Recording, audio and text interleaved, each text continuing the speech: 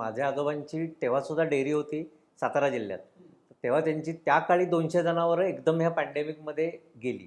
त्याच्यानंतर त्यांनी त्याच्यापेक्षा मोठा विचार केला. त्या दृष्टीने मी म्हणेन की आमचं जनरेशन सोशल मीडिया करता सध्या जरा आता कमी अडॉप्टिव्ह झालं आहे. आधीचं जनरेशन जास्त चांगलं हँडल करतं. ते सगळ्यांच्या शंका तुम्ही निरसन करून पुढे जाऊ शकलात तर मग त्यातनं मार्ग निघत जातो. फक्त एक सोशल बॅलन्स जपणं आवश्यक असतं. ते फॅब्रिक आपण दुखवलं नाही पाहिजे. मार्ग काढला की मार्ग दिसतो आणि मग तुमची ग्रोथ होत राहते नक्की 100%.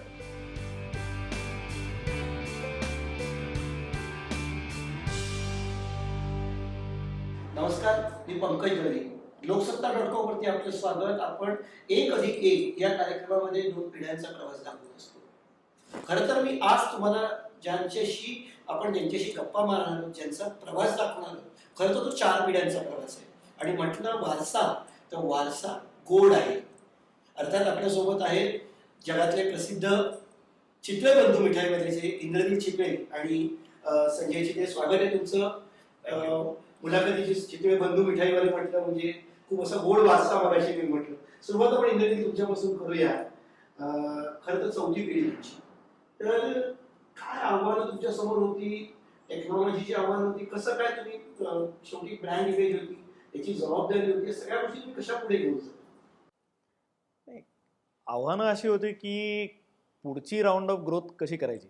कारण प्रत्येक पिढीने त्यांच्या वेळेला एक काहीतरी महत्त्वाचा निर्णय घेतला की ज्याच्यात बिझनेस मॉडेल बदललं आणि त्यामुळे एक एक्सपोनेन्शियल ग्रोथ झाली की जी सस्टेन होत पुढे फेस झाली. तर तशी आमच्या पिढीने हे वाढवायच्या दृष्टीने काय करायचं असा एक प्रश्न होता. आणि त्या दृष्टीने गायडन्स आधीच्या पिढीचा मिळाला आणि त्या दृष्टीने एक सर्वांचा दृष्टिकोन हा टेक्नॉलॉजी अडॉप्ट करायच्या बाबतीत खूप प्रोएक्टिव्ह होता. आणि ई कॉमर्स, डिजिटल मार्केटिंग आणि ओव्हरऑल पॅकेजिंग या तिन्ही गोष्टींमुळे आम्हाला खूप मोठ्या जॉग्रफीमध्ये आमचा प्रोडक्ट आता विकता येतो. चितळे बंधूची खूप मोठी परंपरा आहे. असं असताना तुम्ही 4थ्या पिढी जेव्हा टेक ओव्हर करत होता तेव्हा एक जबाबदारी होती किंवा काहीतरी त्याचं दडपण होतं, कशा पद्धतीने नक्की करायला पाहिजे काय? तसं खूप ग्रॅज्युअल आणि स्लो ट्रान्झिशन झालं. त्याच्यामुळे अशी फार जास्त टेन्शन देणारी जबाबदारी काही त्या बाबतीत नव्हती. एवढं मात्र होतं की काही गोष्टी नक्की करायच्या नाही आहेत आणि ते धोरण एक जोपासणं गरजेचं होतं. तर त्या बाबतीत आधीच्या पिढीने गायडन्स केला. त्यामुळे आम्हाला ते जेव्हा होत होतं तेव्हा एवढं काही लक्षात आलं नाही. आता बघितल्यावर कळतं की ते होतं गायडन्स म्हणून चांगलं झालं. तुमच्या वडिलांच्या म्हणजे खरं तर जसं इंद्रनील म्हणाले की एक बेंचमार्क सेट होता, त्याच्या पुढे बिझनेस मॉड्यूल सेट होतं, त्याच्या पुढे नवीन करायचं होतं. इंद्रनीलनी जेव्हा एंट्री झाली तेव्हा काय नवीन गोष्टी करायचा प्रयत्न केला? कशी त्यांची सुरुवात होती? एंट्री आठवते तुम्हाला चितळे बंधूंमध्ये इंद्रनीलची? ॲक्च्युली इंद्रनीलची एंट्री 2012 साली झाली ना, 2011 साली झाली. तर पहिल्यांदा जेव्हा ह्याच्यात एंट्री होत्या तेव्हा प्रत्येक माणूस कन्फ्यूज असतो, म्हणजे कुठलाही माणूस कन्फ्यूज असतो. तेव्हा त्यालाही असं वाटत होतं की मी नक्की काय करीन, याच्यात काय कॉन्ट्रीब्यूट करेन, मला काहीतरी कॉन्ट्रीब्यूट करायला पाहिजे.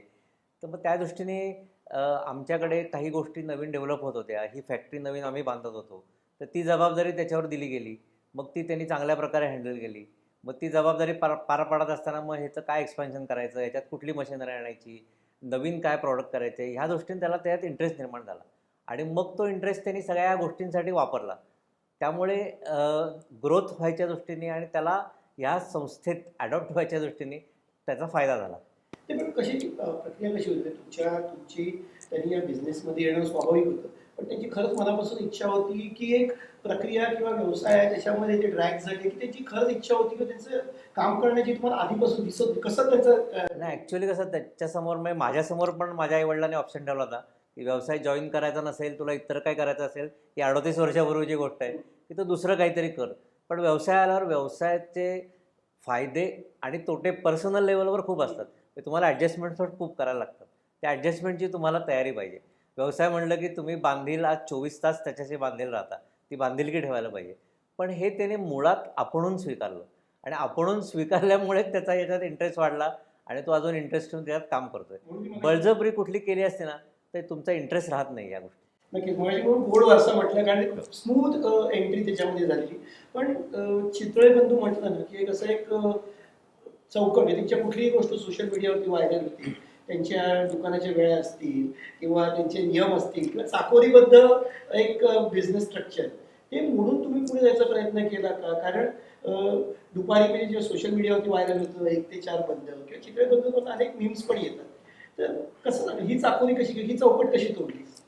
चौकट तोडली असं नाही म्हणणार. काळानुसार ज्या गोष्टी बदलत होत्या त्याला आम्ही अडॉप्ट झालो. मेजर फरक काय झाला की पूर्वी सेलर्स मार्केट होतं, आता बायर्स मार्केट आहे. तर बायर कुठेही जगाच्या कोपऱ्यात बसून तुमचा प्रोडक्ट घेऊ शकतो, त्याला पाहिजे तेव्हा घेऊ शकतो. सो त्याला जेव्हा हवा आहे तेव्हा तुम्ही उपलब्ध आहात का, हा प्रश्न आता ब्रँड्सनं विचारला पाहिजे. मग त्याला पाहिजे तेव्हा उपलब्ध हवे असेल तर तुम्ही तुमच्या वेळेचे रिस्ट्रिक्शन्स टाकून कस्टमरला रिस्ट्रिक्ट केलं तर दुसऱ्या ब्रँडचा सेल होतो, तुमचा होत नाही. त्यामुळे ते ओव्हरकम करायला आम्ही सगळ्यांनी कलेक्टिव्हली प्रयत्न केला. म्हणून त्याच्यावर पुढे गेलो. पण ते करत असताना काही गोष्टी या स्ट्रक्चर असणं आवश्यक असतं असं मला वाटतं, कारण की त्याशिवाय तुमची स्केलेबिलिटी येत नाही.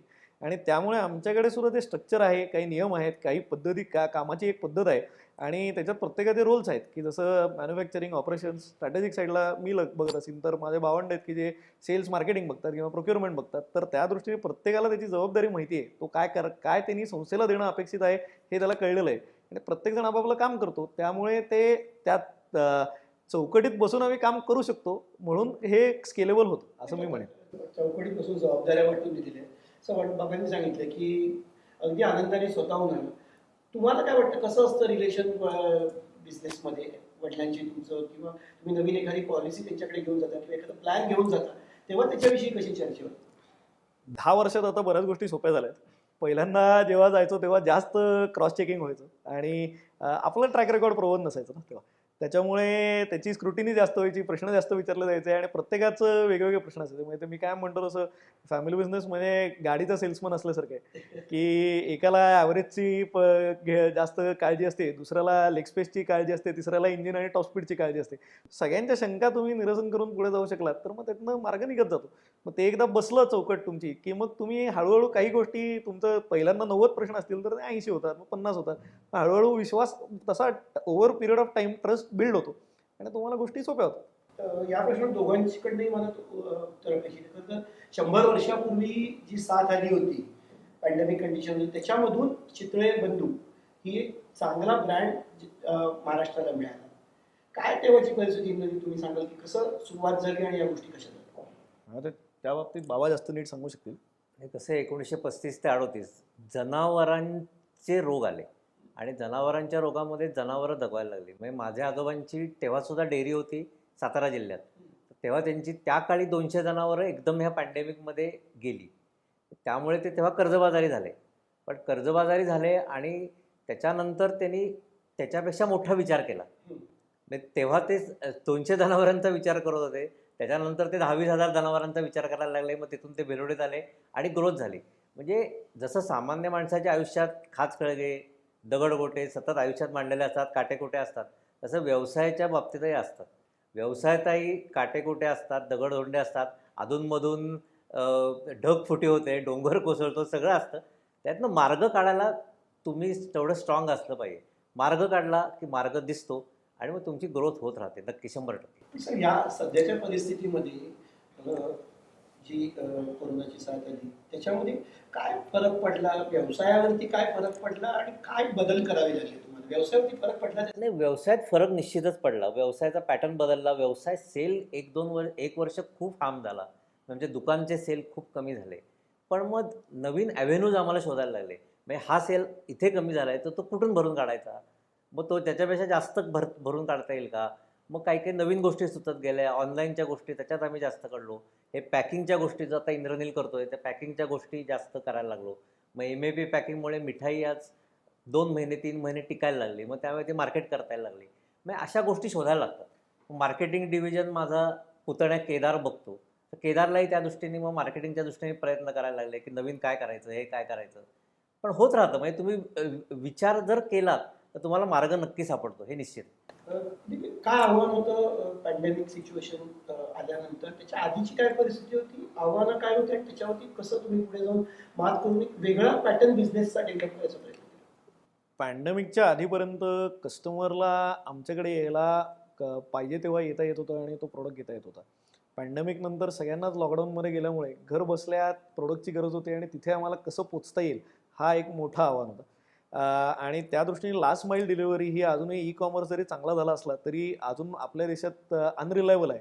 त्यात लोकलाइज लॉकडाऊन्स खूप होते की आत्ताही आपण पाहतोय की काही शहरांमध्ये जास्त कडक निर्बंध आहेत, काही शहरांमध्ये थोडे रिलॅक्स निर्बंध आहेत. तर त्यामुळे शेल्फ लाईफ असलेले प्रोडक्ट वेळेत पोचले नाहीत तर कस्टमर नाराज होतो. तर हे ऑन ग्राउंड ऑपरेशन चांगल्या पद्धतीने कसं करता येईल हा एक मोठा आव्हान होता. ते करत असताना जी लोक आम्ही एकही दिवस कामाचा थांबलो नाही, एसेन्शियल सर्व्हिसेसमध्ये असल्यामुळे आमची लोक पहिल्या दिवसाच्या लॉकडाऊनपासून ऑन फील्ड होती, त्यांची सेफ्टी कशी जपायची हा दुसरा एक मोठा प्रश्न होता. तर फॅक्टरी सगळ्या आम्ही ज्या ग्लोबल स्टँडर्ड्सला कंप्लाय करतो, आमच्या सेल्सच्या स्टाफपर्यंत त्याचं सगळ्याचं ट्रेनिंग गेलेलं असतं. कंप्लायन्स एक डोक्यात त्यांच्या असल्यामुळे आम्हाला त्या मनाने कोविड इन्फेक्शनचा त्रास खूप कमी झाला की फॅक्टरीमध्ये आम्हाला एकही इन्फेक्शन अजूनपर्यंत नाही झालेलं. आणि थोडेफार सेल्स मार्केटिंगच्या काही लोकांना झालं, तेही व्यवस्थित त्याच्यातनं बाहेर आलं आहे आणि सिव्हिअरिटी त्याची काही नव्हती. आणि ह्याच्यावरती काय ॲक्शन घ्यायच्या हे सेफ एन्व्हायरमेंट जपायची एक मानसिकता होती. त्यामुळे कस्टमरला ॲश्युरन्स मिळाला की जो प्रोडक्ट येतोय तो सेफ आहे आणि तो प्रोडक्ट आल्यामुळे त्यांना काही कुठल्या पद्धतीची अडचण येणार नाही किंवा त्यांना आजार त्याच्यातनं होण्याचे चान्सेस कमी. तर ही यंत्रणा जेव्हा एकदम लॉकडाऊन झाला तेव्हा माणसं वेगवेगळ्या ठिकाणी होती, ती एका दिवसात येऊ शकली नाहीत. आल्यानंतर तेव्हा क्वारंटाईनचे वेगळे नियम होते. लेबर तेव्हा जस्ट होळी होती मागच्या वर्षी, तर त्याच्यामुळे बराच लेबर फोर्स जो होता तो होळीच्या सुट्टीकरता गावाला गेलेला होता. तर त्यांना आणल्यानंतर आम्हाला कार्यालय एकदा रेंट करायला लागलं, कारण 150 लोक आम्ही क्वारंटाईन करून कार्यालय स्वतः ठेवली. तर त्यामुळे हे ऑपरेशनल चॅलेंजेस खूप आले आणि ते करताना सिस्टीम्स चांगल्या होत्या आणि आमची टीम चांगली होती, त्यामुळे आम्हाला ते ओव्हरकम पण करता आले. आणि त्याबरोबरीने restricted sale at fixed avenues झाला की दुकानं जर का म्हणलो तर तिथला सेल 50% झाला. मग किराणा मालाच्या दुकानात आम्ही जर का 100 रुपयाचा सेल करतोय तो आम्ही 400 रुपये करू शकतो का? किंवा आम्ही जर आज फक्त महाराष्ट्र आणि कर्नाटकात विकतोय तर आम्ही मध्य प्रदेश आणि गुजरातमध्ये विकू शकतो का? आणि एक्सपोर्टमध्ये जर का आमचे 10 प्रोडक्ट जाते तर त्याच्याऐवजी आम्ही 100 प्रोडक्ट करू शकतो का? हे सगळे चॅलेंजेस आम्हाला दिसले, ते केले, ते मॅक्झिमाइज करून आमच्या सगळ्या टीमनी पण त्याच्यावरती काम केलं. आम्ही गोल ठेवले आणि ते केल्यामुळे आम्हाला जो काय एके साईडनी डाऊनफॉल आला तो दुसऱ्या साईडनी थोडाफार कॉम्पेन्सेट करता आला. पॅटर्नमध्ये काय बदल करावा? जसं तुम्ही मार्केट डिस्ट्रीब्युशन म्हणजे आधी आपलं कस्टमर दुकानात जाऊन घेणं हा आपला एक बेसिकली शॉप्स हे आपलं बेसिक हे होतं. नंतर मॅन्युफॅक्चरिंग मध्ये आपल्याला काही जास्त इनोव्हेटिव्ह एक आयडिया कराव्या लागले किंवा बदल काय करावे लागले तुम्हाला? पॅटर्न काय तुमचा सध्याचा पॅटर्न कशा? मेजर बदल जो झाला तो फिलॉसॉफीमध्ये झाला की पूर्वी मिठाईच्या बाबतीत असं होतं की जे माझ्यासमोर बांधतो ते फ्रेश, आणि मग ते 2 दिवस जुनं असलं तरी माझ्यासमोर बॉक्समध्ये टाकलं तर मी आत्ता ताजं घेऊन आलो असं एक कस्टमरला वाटायचं. त्याच्यावरमुळे पॅकेज कुठलीही गोष्ट घ्यायची ही माइंडसेट गिरायकाचं नव्हतं. तर त्यातनं तुम्ही आंबा बर्फी पॅकेज घ्या किंवा मोतीचूर लाडू पॅकेज घ्या, हा एक चेंज कस्टमरच्या बाईंग हॅबिटमध्ये करायला लागला आणि तो सेफ आहे, तो योग्य आहे. आणि ते करण्याकरता आम्ही खूप जास्त काळजी घेतोय, जसं की ऑटोमेशन असो, सिस्टम्स असो, रोबोटिक्स असो, त्याकरता कुठेही हँड्स फ्री मॅन्युफॅक्चरिंग सिस्टम्स असो, किंवा हे करताना स्टराईल एन्व्हायरमेंट प्रोडक्टची कशी राहते हे कम्युनिकेट आम्हाला कस्टमरला करायला लागलं की जे इतके दिवस आम्ही कधी केलेलं नव्हतं. त्यामुळे आम्हाला 2 गोष्टींमध्ये बदल झाला. एक सिस्टम्स प्रोसेस स्ट्रॉंग करायला लागल्या, दुसरा आउटरीच आमचा इम्प्रूव्ह करायला लागला. की जसं आहे की आपण कधी पूर्वी चितळे जास्त पब्लिकली बोलत नव्हते किंवा काही सांगत नव्हते, पण आता कस्टमरपर्यंत पोहोचण्याकरता सगळ्या या डिजिटल माध्यमांचा उपयोग करणं आवश्यक आहे आणि त्यांना अवेअरनेस करून देणं आवश्यक आहे की आम्ही रोज ही काळजी घेतो. सर, एक महत्वाचा मुद्दा ते की वेगळा पॅटर्न आधी चितळे तुमच्याशी भेटलो तेव्हापासून जाणवतं की अतिशय मितभाषी किंवा फार बोलायला तुम्ही उत्सुक नसता, काम किंवा प्रॉडक्ट विषयी तुमचं काम चालू असतं. पण या नवीन पॅटर्नने तुम्ही स्वतःला ऍडजस्ट करू शकता की लोकांसमोर गेलं पाहिजे, बोललं पाहिजे, प्रॉडक्टची वेगवेगळ्या गोष्टी लोकांपर्यंत ठेवल्या, या पॅटर्न अडॉप्ट कशा पद्धतीने तुम्ही स्वतः केलं? ॲक्च्युली वैयक्तिकरित्या आता सगळेच आपण ह्या सोशल मीडिया, फेसबुक आणि प्रत्येकजण अडॉप्ट झालेलाच आहे. त्याप्रमाणे बिझनेसमध्ये आम्ही होतो आहे, म्हणजे आता आमची पिढी होती, तर काय आम्हाला तसा काय प्रॉब्लेम दिसत नाही आहे. And we have to adopt. म्हणजे हे जर ॲडॉप्ट झालं नाही तर बिझनेस विल नॉट ग्रो. हे जेव्हा तुम्हाला माहिती आहे तेव्हा तुम्हाला ॲडॉप्ट व्हायलाच पाहिजे, तुम्हाला मनात असो किंवा नसो, you have to adopt. Indian अशा पॉलिसीज तुमच्याकडे घेऊन येतील, अशा काही वेगवेगळे आयडिया केलं, तुमचं पहिलं त्याच्याविषयी मत काय असतं की या ॲडॉप्ट केल्या पाहिजे ती काय, तुम्ही तुमचं त्याच्याविषयीचं कसं? म्हणजे कसं, पहिले सुरुवातीला तो नवीन होता तेव्हा आम्हाला वाटायचं की तो विचार जो करतोय तो आपल्याला तपासून पाहायला पाहिजे, 10 वेळा तपासायला पाहिजे, तो बरोबर आहे की नाही, शंका जास्त यायच्या. आता तेवढ्या शंका येत नाही. आता ही नवीन पिढी आहे. मी केदार आणि इंद्रनीलने एखादा विषय जर समोर आणला तर त्याच्यात 90% पॉझिटिव्हिटीज आम्ही शोधतो आणि ते व्यवस्थित काहीतरी असेल असा विचार करूनच आम्ही पुढे जातो. पण 10% काय आमच्या शंका अजूनही असतात, नाही असं नाही, शंका आम्ही त्याला विचारतो, पण ते शंकांचं निरसन करतात आणि विषय लवकर पुढे जातो, म्हणजे पूर्वीपेक्षा जास्त फास्ट पुढे जातो असं नक्कीच मला वाटतं. चांगली हाताळणी तुम्ही सांगा ती, कारण पॅन्डेमिकमध्ये व्यवसाय सांभाळणं आहे तो टिकवणं आणि पुढे वाढवणं आणि वेगवेगळ्या पद्धतीने, कारण माध्यम बदलत होती हो. सतत, अशा वेळी परिस्थिती चांगली हँडल केली इंद्रनील आणि केदार यांनी. केदार आणि इंद्रने 100% चांगले हँडल केले, म्हणजे त्यांना 100% मार्क देईन मी या बाबतीत. सगळ्याच बाबतीत म्हणजे ॲट फॅक्टरी लेवल सुद्धा इतके प्रॉब्लेम होते. आम्ही सरकारी नियम सगळे पाळले, त्याच्यातनं आम्ही फॅक्टरी चालवली, सगळी लोकं आलेल्यांना आम्ही क्वारंटाईन करत होतो 14 दिवस, मग कामावर घेत होते. पण हे सगळ्या गोष्टी शिस्त पाळल्यामुळे आमच्याकडे प्रॉब्लेम कमी आले या पॅन्डेमिकचे. त्यामुळे आमच्याकडे केसेस कमी झाल्या फॅक्टरीत. असं एक इंटरेस्टिंग गोष्ट अशी की खाद्यपदार्थ आहे, मोठी फॅक्टरी आहे, असं असताना तुमच्याकडची गोष्ट लोकांकडे जाणार की इन्फेक्टेड जर का त्याचं काही असेल तर लोकांना त्रास होऊ शकतो. हो. असं असताना जबाबदारीने झिरो कोविड केसेस तुमच्यामध्ये होते. तो पॅटर्न काय, चितळ्यांचा झिरो कोविडचा पॅटर्न नाही, काय? एक तर आम्ही सगळ्यात लवकरात लवकर सगळ्यांचं व्हॅक्सिनेशन, 2 व्हॅक्सिनेशन आम्ही करून घेतली. ते आमची आत्ताही फॅक्टरी फुल्ली डबल व्हॅक्सिनेटेड आहे. त्यामुळे हा ॲडव्हान्टेज आहे 100%. आणि आम्ही लोकं जरी आम्ही बाहेरची कुठे गावाला गेलेली लोकं आली तर कंपल्सरी 14 दिवस क्वारंटाईन करायचं, त्यांची RT-PCR टेस्ट करायची, ते निगेटिव्ह आहेत हे बघायचं आणि मगच फॅक्टरीत घ्यायचं. हा प्रोटोकॉल आम्ही कायमस्वरूपी सांभाळला. मग त्यात कुठली चालढकल आम्ही केली नाही. आणि ही चालढकल केली नाही म्हणून आमच्याकडे केसेस झाल्या नाहीत. चालढकल केली असती, कुणी एक माणूस घुसला असता तर सगळ्या लोकांना तो हे करून नक्कीच सगळ्यांना कोरोनाच्या रिलेटेड इन्फेक्शन करून बसला असता. पण कॉस्टली अफेअर होतो तसं. हा कॉस्ट म्हणजे कसं की मगाशी म्हटलं तसं की गोष्टी करायच्या आहेत, तर करताना तो बॅलन्स सुद्धा महत्वाचा. नाही, कंप्लाय करायची कॉस्ट होती, पण ती कुठेतरी ॲब्झॉर्ब केली म्हणून त्याचा त्रास कमी झाला. त्रास कमी झाला. दुसरं विषय असं की आपण थोडं पुन्हा एकदा आपल्या बिझनेस रिलेटेड गोष्टींकडे येऊया. चितळेबंधू म्हटलं की वेगळं प्रॉडक्ट किंवा वेगळं पॅकिंग, एक डोक्यात बसलेलं किंवा माइंडसेट आहे की चितळे म्हटलं की तोच फॉन्ट त्याच पद्धतीचं प्रोडक्ट, पण तुम्ही पॅकेजिंगवरती वगैरे पण वेगळं लक्ष देत आहे. खूप छान आपले बॉक्स होते, वेगवेगळ्या पद्धतीने तुम्ही ते डिझाईन, त्याच्याविषयी सांगा कसं काय नक्की त्याच्यावरती तुम्ही कसं काम करताय. ते काय आहे, आता हा प्रोडक्ट फक्त आमच्या दुकानात विकला जात नाही. तो आज किराणा मालाची दुकान असो, सुपर मार्केट असो, एक्सपोर्ट मार्केटमध्ये असो, कुठेही हा वेगवेगळ्या माध्यमातून विकला जातो किंवा ऑनलाईन. तर तिथे अजून 10 ब्रँड्स प्रेझेंट असतात. ते कदाचित सेम प्रोडक्ट बनवत असतील असं नाही, पण ते जवळपास ते प्रोडक्ट बनवू शकतात, कॉम्पिटिटर्स म्हणून असतात. आणि त्या 10 ब्रँडमध्ये त्या कस्टमरला आम्ही दिसत नसतो तर प्रोडक्ट दिसत असतो. मग त्या 10-15 ब्रँडच्या विजिबिलिटीमध्ये आमचा प्रोडक्ट स्टँड आउट होऊन त्या कस्टमरने तो घ्यावा, या पद्धतीचं पॅकेजिंग जर का आम्ही केलं नाही तर आमचा प्रोडक्ट मूव्ह होण्याचे चान्सेस कमी होतात. त्यामुळे आता पॅकेजिंगवरती खूप जास्त महत्त्व दिलं जातं की ज्याच्याकरता एक डिझाईन टीम आमच्याकडे आहे, बरेच कन्सल्टंट आमच्याकडे त्याच्याबरोबर काम करत असतात. आणि नुसतं लुक अँड फील नाही तर अपील, अर्गोनॉमिक्स, युजेबिलिटी, आणि त्याची आता ज्याच्यात पॅकेजिंगमुळे प्लॅस्टिक्स आणि इको फ्रेंडली नेचर कसं करता येईल हा एक पुढचा प्रश्न आहे. त्याच्यामुळे आम्ही जे मटेरियल्स वापरतो तेही असे आहेत की 100% बायोडिग्रेडेबल आहेत. आम्ही को एक्सट्रूड करून मटेरियल्स वापरतो, नुसते लॅमिनेटेड वापरत नाही. किंवा ते कंटेनर्स आहेत ते रियुजेबल आहेत किंवा मायक्रोवेबल आहेत, की हा तसाच्या तसं उघडून तुम्हाला वेगळं काही करायची गरज नाही, तसाच तुम्ही मायक्रोवेव्हमध्ये ठेवला तर गरम करून खाता येऊ शकतं. सो अशा पद्धतीचे हे सगळे डिझाईन ॲस्पेक्ट्स आहेत ते आम्ही पॅकेजिंगमध्ये आणायचा प्रयत्न करत असतो. काही नवीन प्रॉडक्ट लॉन्च करण्याचा तुमचा प्रयत्न आहे, काय नवीन प्रोजेक्ट्स तुमचे चितळेबंधू आणखी वेगळ्या स्वरूपात कसे बघायला मिळणार आहेत लोकांना? 2 गोष्टी आम्हाला लक्षात आल्या आहेत, की एक म्हणजे काय की भारतात मिठाई ॲज अ प्रोडक्ट जर का बघितला तर 5 ते 6 प्रोडक्ट्स आहेत की जे नॅशनली ॲक्सेप्टेड मिठाई आहे. मग त्याच्यात कदाचित काजू कतली, गुलाबजाम, सोनपापडी, रसगुल्ला आणि मैसूर पाक, की हे 5 गोष्टी भारतभर सेम असतात. बाकी सगळ्या गोष्टी वेगवेगळ्या वेगवेगळ्या राज्यांमध्ये वेगवेगळ्या पद्धतीने कन्झ्युम होतात सेम नावाच्या. पण स्नॅकिंग प्रोडक्टला अपील हा नॅशनल आहे आणि तो तुम्ही कुठेही विकू शकता, कारण स्नॅकिंगची टेस्ट पॅलेट ही खूप इझियर टू कॅप्चर आहे. तर आणि आम्ही कायम डेअरी बेस्ड असल्यामुळे आम्ही मिठाई आणि स्वीट्सवरती फोकस जास्त केला. आता स्नॅकिंगवरती जास्त फोकस करणार आहोत. तर त्या दृष्टीने एक सब ब्रँड आम्ही तयार करतोय की जो लवकरच तुम्हाला त्याचं प्रमोशन्स दिसायला लागतील. आणि दुसरा एक मेजर चेंज आता जो दिसतोय तो भारतात आता 2030 पर्यंत एस्टिमेशन असं आहे की 50% भारतीय हे डायबेटिक असतील. तर हा खूप मोठा अलार्मिंग फॅक्टर आहे. आणि त्या दृष्टीने न्यूट्रिशियस किंवा हेल्दी खाणं हा एक चॉईस आता बरेच लोक अडॉप्ट करायला लागलेत. अर्बन फेनॉमिना जास्त आहे, कदाचित रुरलमध्ये अजून तो दिसत नाही, पण आता पुढच्या 4-5 वर्षात त्याच्यात खूप मोठा शिफ्ट होईल की ज्याच्यात लोक जे काय खात आहेत ते FSSAIच्या त्या रेग्युलेशन्समुळे असो की त्याच्यावरती सगळं डिक्लेअर करणं असो किंवा स्वतःची इच्छा असो, ते हेल्दियर किंवा जास्त सिलेक्टिव्ह खातील की ज्याच्यातनं त्यांना न्यूट्रिशन मिळेल, नॉट जस्ट सॅटिस्फॅक्शन.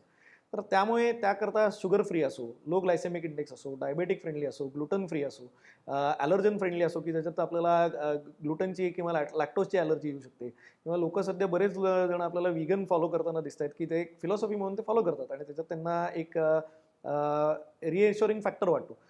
त्याचबरोबरीने दिवसभरात आपण ज्या काही गोष्टी खातो या आपण जास्त हेल्दी आणि न्यूट्रिशियस कशा करू शकतो, तर या सगळ्या गोष्टींनी आम्ही दुसरा एक ब्रँड तयार करतोय M-Square, ज्याचं ऑलरेडी आता थोडंफार प्रमोशन आम्ही सुरू पण केलेलं आहे. आणि त्याच्यातनं आमचा हाच आहे की चितळे हे फक्त सेलिब्रेशन पार्टनर नाही तर न्यूट्रिशन पार्टनर सुद्धा होतील. आणि पुढच्या 10 वर्षात आम्हाला व्हॅल्यू क्रिएशन कस्टमरला फक्त आनंद करता नाही तर दिवसभराच्या त्यांच्या सगळ्या खाण्याच्या आहारात देता यायला प्रयत्न करायचा आहे आणि त्याच्यातनं त्यांना आनंद मिळवता यायला पाहिजे, हा आमचा प्रयत्न आहे. तर निश्चित एक म्हणजे खूप आधी आपलं जसं माझं सेलिब्रेशन म्हणजे घरात काही सणवार असला किंवा समजा चित्रबंधूंचा श्रीखंड घरात असायचा किंवा चित्रबंधूंचे, पण पुढे जो रोजच्या आहारामध्ये समावेश करण्याचं जर त्यांनी यांनी सांगितलं त्याच्या बाबतीमध्ये तुम्ही कसं काय सांगाल की या प्लॅनिंग विषयी काय सांगाल? ते कसं आहे, काळाची ही जरूर आहे असं मला वाटतं. मी हे जे नवीन करायचं चाललं आहे सेलिब्रेशन तर पाहिजे, सेलिब्रेशनशिवाय आयुष्याला महत्त्व नाही. त्या सेलिब्रेशनसाठी जे लागणारे प्रॉडक्ट्स आहेत श्रीखंड, आम्रखंड, पेढे, बर्फी ते पाहिजेच, त्याच्याशिवाय पर्याय नाही आहे. पण ह्या गोष्टी पण जर ॲडिशनल आणल्या तर दिवसभरात डेली रुटीनमध्ये सुद्धा त्या तुम्हाला अडॉप्ट करता येतील अशा ह्या गोष्टी आहेत. त्यामुळे त्याचा जास्त फायदा होईल असं वाटतं. विषय असा आहे की चित्रबंधूंचं जे खाणं किंवा त्याचे जे कस्टमर्स आहेत ते जगामध्ये सगळीकडे, पण जेव्हा भारतीय माणूस परदेशात जातो तेव्हा तो ते प्रॉडक्ट तिकडे चित्रबंधूंशी असलेले जे वर्षाचं नातं होतं तो खातो. पण परदेशी लोकांना आपल्या प्रॉडक्टची सवय लावावी किंवा परदेशी लोकांना चित्रबंधूंची सवय लागावी याच्यासाठी काही तुमचं वेगळं प्लॅनिंग आहे का की ओरिजिनली त्याचं इंटरनॅशनल मार्केट वाढावं?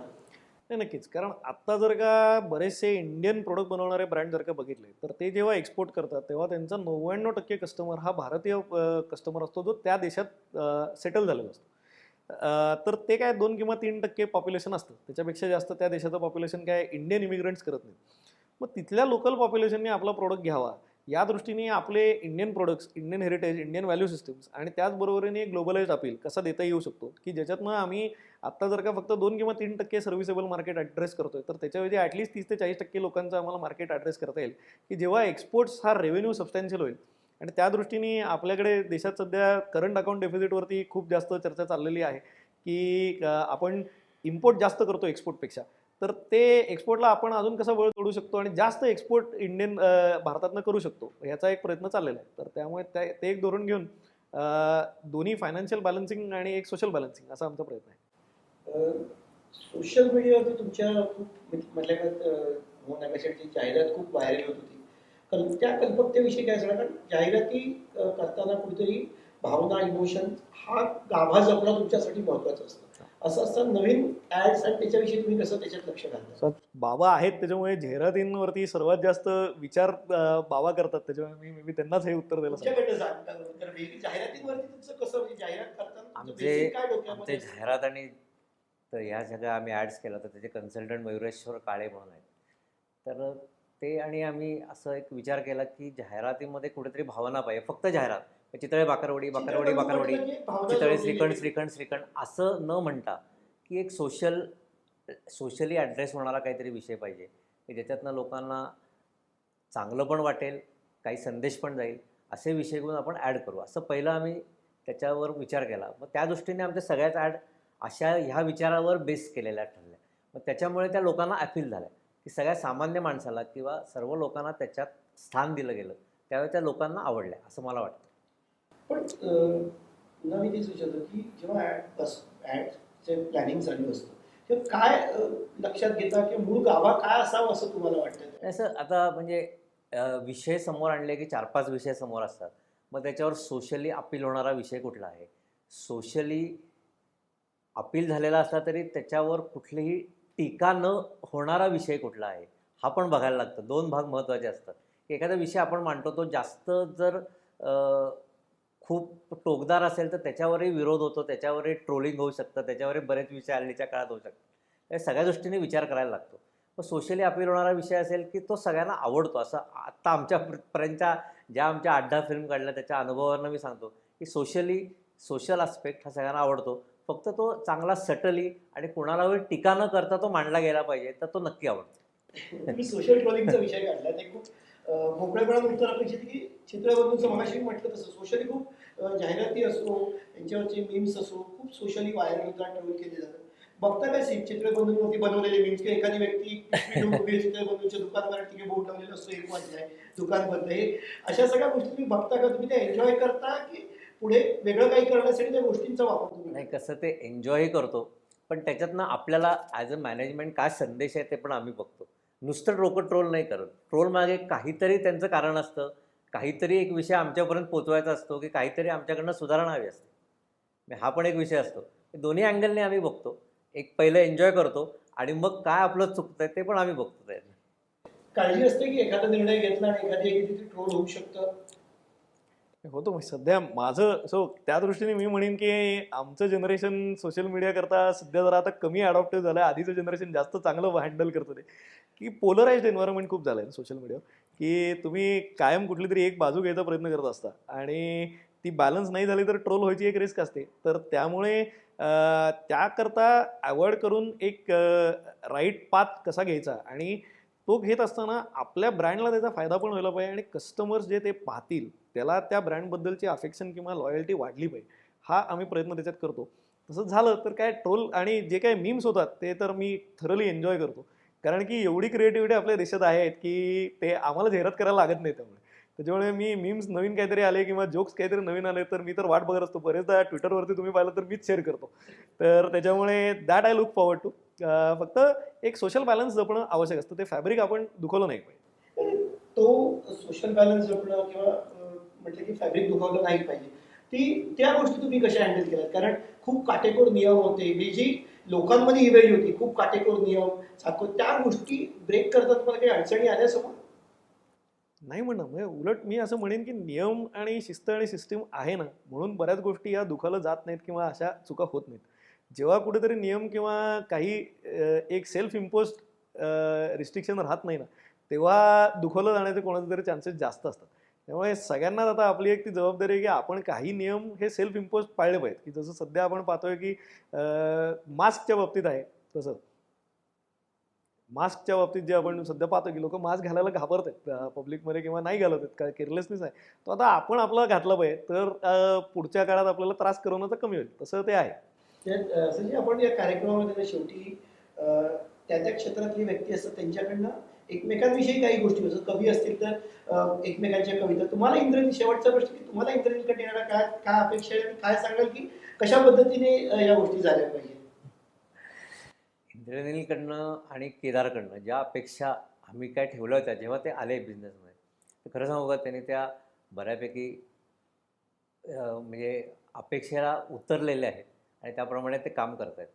आणि आता त्यांना जो मार्ग त्यांनी निवडला आहे दोघांनी, तो त्यांनी आपल्या बिझनेसचं जे संस्कृती असते, बिझनेसचं जे काय म्हणतात कल्चर असतं, ते कल्चर जपून 100% पुढे न्यावं आणि 100% ते पुढे नेतील असं मला वाटतं. त्यामुळे त्यांच्यातल्या त्या गोष्टी मला आवडतात. म्हणजे चांगल्या प्रकारे ते काम करत आहेत. तर त्यांना कुठली सजेशन काही मी देणार नाही. तुमची काही शॉर्ट करायची तरी वडिलांना काय सांगाल तुम्ही? त्यांनी जे सांगतील. नाही, आय थिंक 10 वर्षातली सर्वात मोठी अचिव्हमेंट हीच आहे की आमच्या आधीची पिढी अप्रूव्ह करते की जे काय केलं ते चांगलं झालं. आणि नाही 100% म्हणजे ॲज अ ब्रँड आम्ही दोन्ही बघतो की ही एवढ्या वर्षाची माझ्या पंजोबांनी सुरू केलेली लेगसी आहे, ती पुढे नेऊन अजून जास्त पिढ्या ते लेगसी टिकली पाहिजे. हे करणं एक महत्त्वाची जबाबदारी आहे माझी आणि केदारवरती. पण ते करत असताना आपल्या ब्रँडची ओळख काही व्हॅल्यूज करता केली जाते आणि त्या व्हॅल्यूज आपण कायम कशा जोपासू शकतो आणि ते करत असताना कस्टमरला कायम कशी व्हॅल्यू क्रिएट करू शकतो, या 2 गोष्टींवरती आमचा मेन फोकस राहणार आहे. कस्टमर जर का खुश राहिला आणि व्हॅल्यू आम्ही जपल्या तर ही लेगसी पुढच्या 8 पिढ्या टिकवू शकू, अशा पद्धतीच्या सिस्टीम्स आम्हाला बनवायचे. वडिलांना काय सांगाल? नाही सध्या काहीच नाही. आता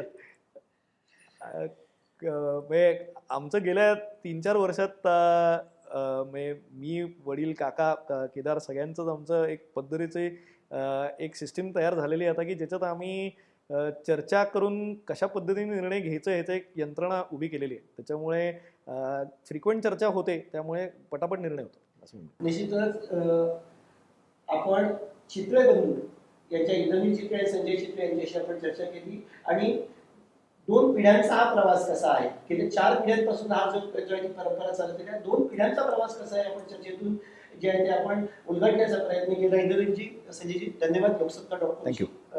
गप्पा मारल्या. तुमचेही धन्यवाद. तुम्ही इथे येऊन आमची मुलाखत घेतली त्याबद्दल धन्यवाद.